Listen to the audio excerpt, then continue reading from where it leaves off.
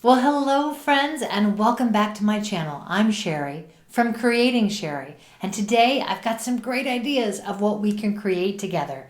I'd like you to come with me across the pond to UK-based company Lavinia. They make these beautiful stamps. I think of them as magical and fairy-oriented. Here's a couple different ones that I have. So what I've got in mind for us today is to do some very magical stamping and use a silhouette feature on the stenciled backgrounds I'm going to do. So I'm taking a stencil set from Penny Black, the first one that I've got. It's a masking set.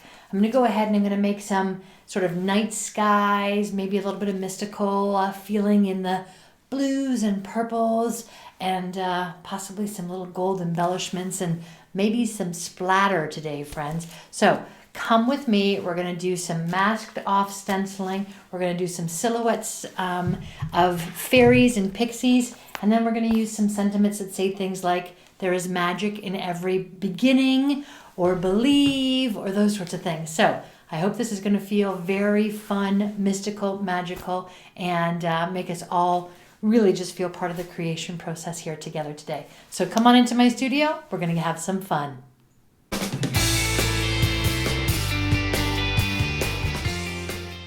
Okay, friends, we have a number of new things that I'm going to try today. And as I mentioned before we started, I'm going to be working with Lavinia Stamps. And this is a company out of the UK, so across the pond. And they are famous for these beautiful pixies and fairies that they do. They name them. This British company has sort of captured my heart with these lovely stamps. So what I'm going to do today is kind of create some mystical scenes for them. I've got some dancing fairies. I've got some embellishments in the background. I'm really excited for these. So that's what's going to be the focal point of the cards.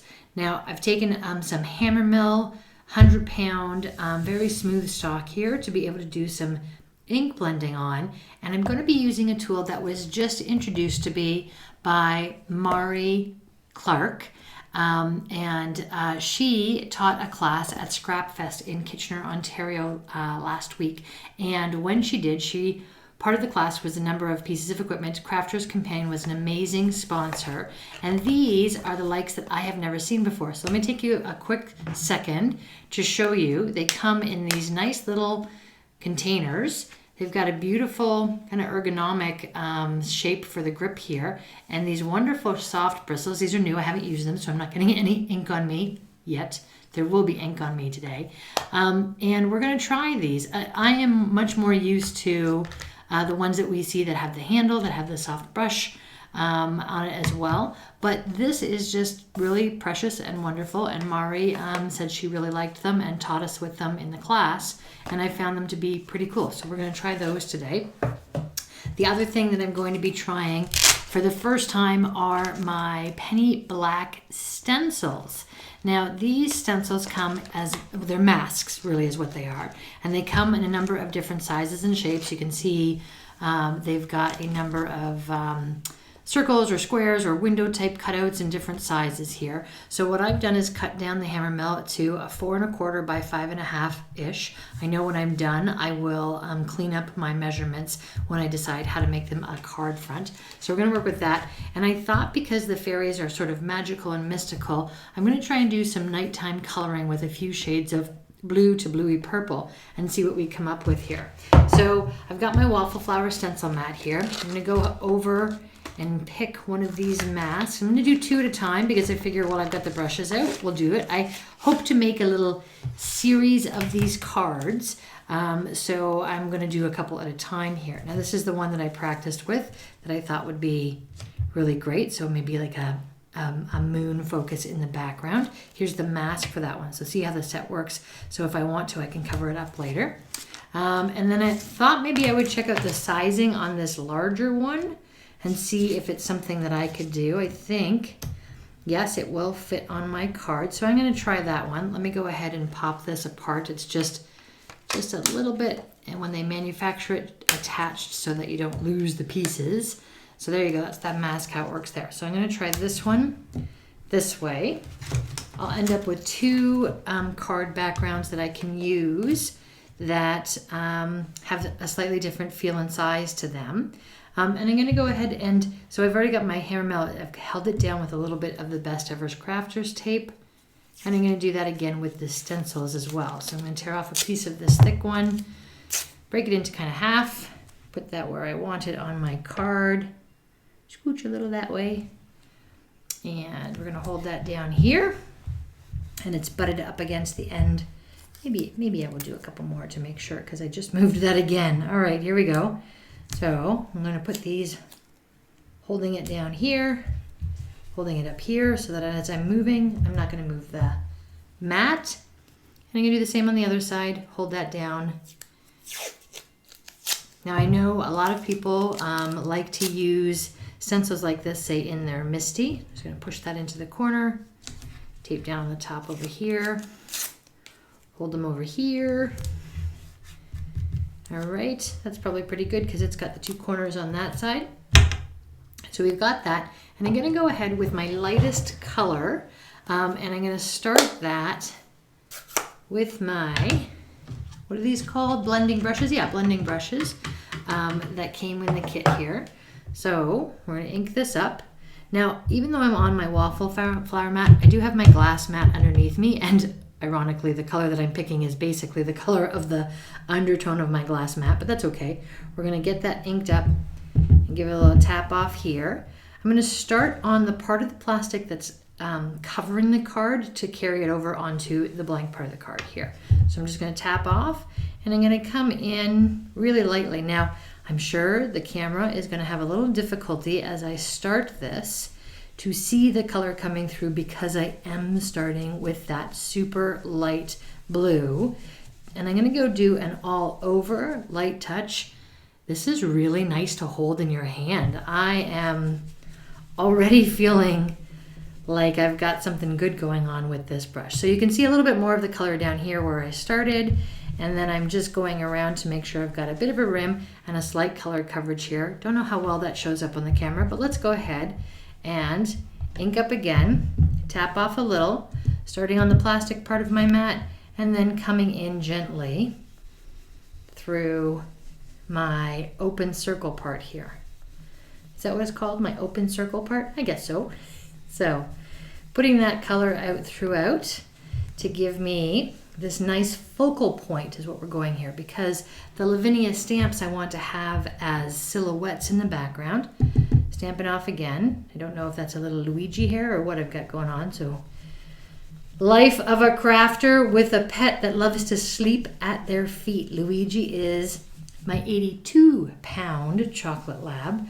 I had him at the vet today for all of his shots, and they weighed him, and he is almost the ripe old gentleman's age of 8, and he is 82 pounds. So he lays under my feet here as I craft. And his hair sometimes ends up on my desk and I have to scooch it away. So it's a crafter's life. What can I say, friends? Okay, so I've got a little bit of blue here. Now, I don't want a full coverage of everything. I'm not trying to make a block of color in the circle here. I want it to look a little bit moon-like as we do this. So let's see, do we put this down like that? And sure, why not? We'll do that. And because I'm staying in the blue family, I'm going to go to my mid-tone blue, which is actually quite purpley. And I'm not going to have to wash that off. I'm just going to go ahead in the blue family and pick up my purple color. Let's tap off on my glass. Oh yeah, this one's going to be a lovely one to see. So tapped off. Same concept here. Ooh, it looks a little dark. It's making me nervous. I'm going to come in from a slightly different starting point, and I'm going to go diagonally across my circle. And I'm covering lots of space. Now don't worry, I will do lots more of the color coverage as I'm going. I just want to start out slow. Call me nervous, but I just want to make sure that I'm going in with a fairly light touch and giving myself the option to back off once I feel like I've got my coloring the way that I want it to for this moon-esque type of scene. Now, Are you like me? I always go back to my pad, even though there's plenty of ink down here that I could pick up. I just sort of forget to go back there. But anyways, here we are. We're going back. And I'm going to come in again at that top where I went across diagonally. So what you can start to see is I'm looking to build some color. I've got the light blue all over. And now I want some tonality across my whole circle with some nice dark spots. When we pick that up, we're going to see a nice crisp edge, hopefully, that will allow us, remember to go to the mat first, that will allow us to have some really neat effect. Now, I'm going to go a little bit random here to just move my color around and see if I can get sort of a highlight space where there's some white spots and then some darker space as I go from there. Okay, now I want to pick up quite a bit of color again too because I'm going into this larger circle.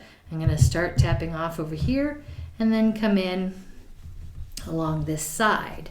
So the nice thing about a mask is you can decide how to use your open space. So on this one, of course, I went diagonally across with my second color. This one, I'm coming down the side a little bit here. Now circles don't have sides. I could hear my mother's voice in my head. But anyways, I'm coming down the side a little bit here. Let's see if I can get some really nice darkness happening here and really bring that color out. Oh yeah, this purple is very pretty. And tapping off a little on my plastic and coming in again. All right, I think we got it going on. Now, when you start to look at your project that is coming together, if there's spaces like this where I accidentally, when I was tapping off, I was touching the paper, if you don't like that too much, you know what you can do? Just work it a little bit more. So I'm picking up some more ink, I'm coming in from a different angle, and now I'm laying down some more lightness to the ink that's there, and I'm going to sort of mask, it's not a mistake I would say, but mask where I had that touch and make it look like I just wanted some nice darker tonality there. So let's come into what I wanted to. All right, let's see. Think a little bit more because this circle is big, so I'm kind of been working on the smaller space. I want to make sure I'm brave and do nice color coverage. And then I'm just going to, with my brush without a lot on it, just circle around the other side here to give it a little bit more. So we've still got the blue, we've still got some light tones there, and now we're gonna go in with a much darker blue and see.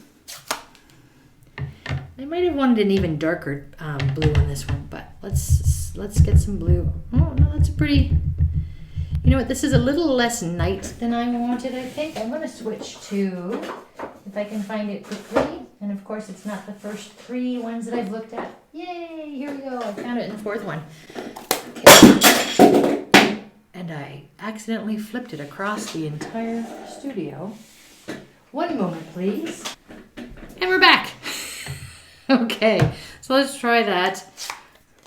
Mental note, check your colors before you hit record because you might accidentally turn your whole studio upside down.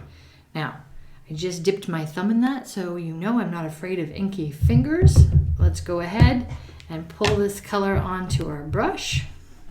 Now, one of the pieces of advice that Mari had about these blending brushes was to label the little containers they come in with the color family they are. So if you have a blue in your reds, that type of thing, you can label it off so you know which ones you're going to. Because you've seen, I've just taken 3 tones of blue and I'm using the same brush with it. Now, this is actually much darker, so I feel like I'm going to be brave and start on my larger circle this time instead of my smaller circle. So tapping off a little bit there.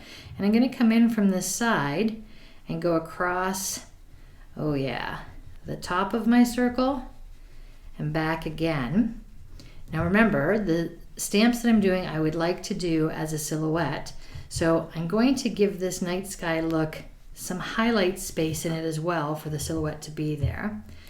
And I'm going to go in and keep just bringing up this dark color, but leaving some space for the color to have highlight spots in it. How am I doing? Is it making sense? Is it coming together? I'm starting to have little visions that there'll be some stardust on this, maybe some glitter spray going on, possibly some gold as we do this. Now just with my brush mostly used, I'm just going to lightly circle inside here because I don't want a starkness, and I'd like my ink to have a little bit of cohesion around the entire circle. And I feel like that is a nice dark element to it that will still allow me to show off the silhouette. Now what will be interesting, do you always do your silhouettes in a complete black, or do you play a little bit with the colors? Maybe I could do the silhouette in a blue, in a dark blue, to see how that comes out. But we'll see. I'm pretty much silhouettes are black because that's what shadows are. So that's what I try. So remember, we took the purpley color across this side. We left some highlights for ourselves here. I'm coming in at a side that I haven't started at, tapping off a little bit with my dark color. And I'm going in to get a very nice circumference around the circle here. And I'm just going to keep working it till I have that ink in a way that I really like. Let's try and take some ink from over here.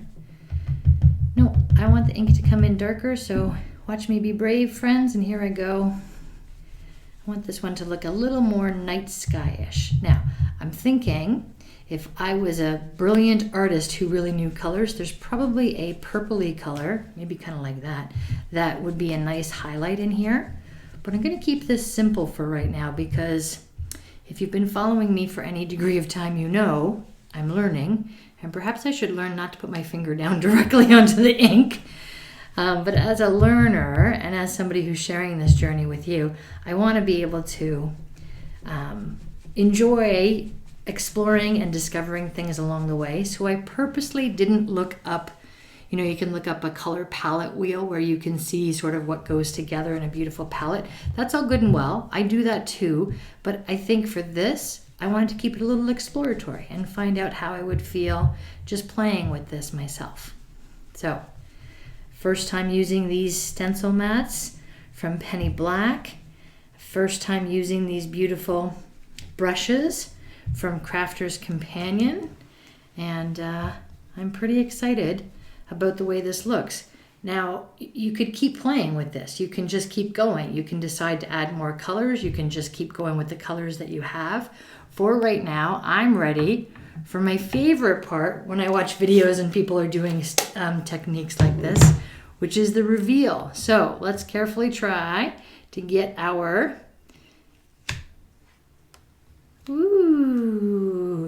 mat up.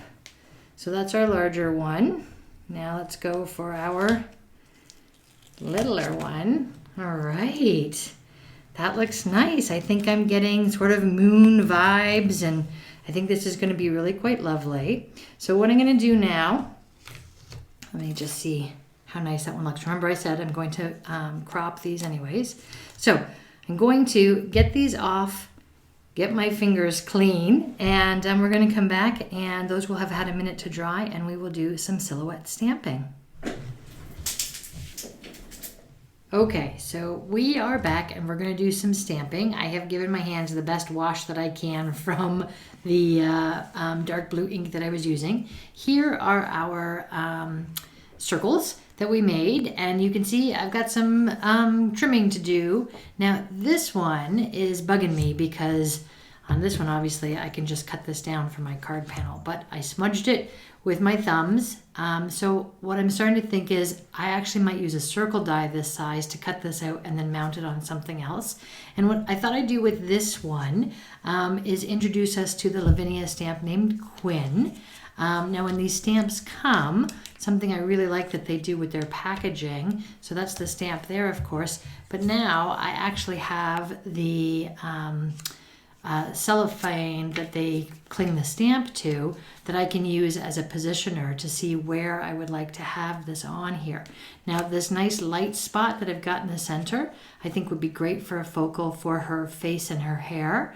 And I'm also thinking, because I might cut this down as a circle, I want to give myself a little insurance policy. What if my circle die doesn't fit exactly around the outside? What if I have to cut a little bit into it? So I don't want to have her all the way down here and potentially lose and crop a little bit of her. She's my my reason for making this card, so I want to be able to move her up a little bit and put her in there. So I'm going to look for her to be in that kind of position. The nice thing about this is I could play with it and decide if there was a different way that I wanted to put the stamp on all together. I really like how this little piece works for me. So that's actually quite pretty with her in the light spot here as well too. Maybe we'll try that one. And of course I'm going to use a Misty because I don't trust myself to put the right pressure across this one. So that's going to be Quinn. And then this one's called Moon Fairy. She's quite a bit smaller, so I'm going to use her on our smaller circle. Same idea here.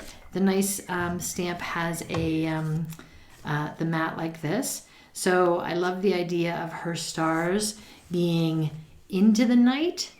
So maybe I'll put that up towards the darker part of the circle, maybe giving it an actual centering.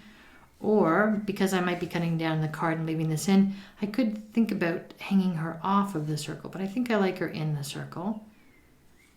I'll get braver as I learn how to create more and more, but for now I'm going to stick to what I feel is kind of the right way to go. So I think I'm going to do a positioning a little bit like that with the Moon Fairy. So I'm going to put that aside and bring back Quinn here for us for a minute. And let's see. So I've got my Misty here. I think I want her, that looks pretty, doesn't it? And let's get my, so that's the stamp. So I think I want her kind of like that. I think that will be pretty, right? All right, so moving the guide over. Getting her where I want her. Got my trusty, what do we call these? Stamp pendable. I've got my trusty stamp pendable. Okay, so I've got my stamp on there. I'm gonna condition that stamp a little bit. I have seen other makers who use an eraser on it. I know some people just put their palm on it to use it. What I like to do is practice on a Post-it or a scrap piece of paper. I keep my Post-its pretty close to me, so being able to just take one of those. Let me see, where is that stamp? Right about there. I'm not looking for the quality of stamp here. I'm just getting the ink on it and getting her going. So let's make sure she's all in. Yep, she is. Give her a little brush again. And I'm going to use the Gina K. How do you say that? Amalgam ink. I'm not sure I'm saying that right. I feel like I might have the emphasis wrong or the emphasis wrong. So I'm going to use this beautiful black. It's a favorite go-to of mine. And I can see right away as I go in, I'm not getting it everywhere because it's a brand new stamp that I'm using. But very quickly you can see it comes together nicely. My test Post-its down here. And actually, I think it looks like I've got a pretty nice, it's going to irritate me if this is perfect on the first try and my card that I wanted on over here is not perfect. Let's see. Okay, thank goodness. Well, not thank goodness, but it's not perfect. You can see it does need some conditioning. It does need some more, but that's why we use our Misty. A stamp positioning tool is our friend, makes us look like the pro creators that we all are. So I'm going to just ink that up a little bit again. I like lots of layers versus trying to do it all at once. So this is a next kiss of the color going on. Looks even better, but you can see in her body, I need some more there. That's okay, we're gonna go back with that. Now, when you're re-inking and putting more ink onto your stamp, you don't have to put it on the whole thing. If you're worried about losing the definition between her legs down here, you don't have to put a ton of pressure down here. You can just go over the part that you feel really needed it. And then I might actually even give that a little extra stamp CPR there and go back in again to see if I can get that just closed up a little bit more. All right, so you get the idea of what I'm doing here. I'm gonna go ahead and add some more ink. Try it with some firm pressure. Give it a second to transfer and come back up to pretty near perfection. I'm okay with this being not absolutely carte blanche filled in, because remember on my card here, I've got a modeling of the colors. It's not straight, even color all the way. So I don't need flat, even color on flat, even color. I want some nice sort of texture and believability in my stamping here. So who remembers, was my card like this when I was going to stamp it, or was it like this? I think like this, so her legs were in this space here. So let's move a card apart, our practice Post-it.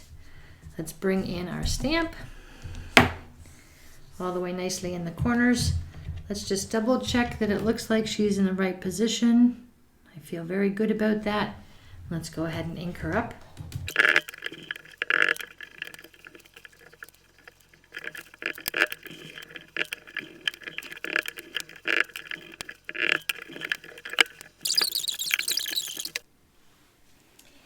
Okay, so remember I told you I wanted to do some cropping and check if this circle could be cropped out specifically. And I gave myself a little insurance policy of not putting the stamp too close to the edges, but look at this. Yes, indeed, that's the exact size of the circle.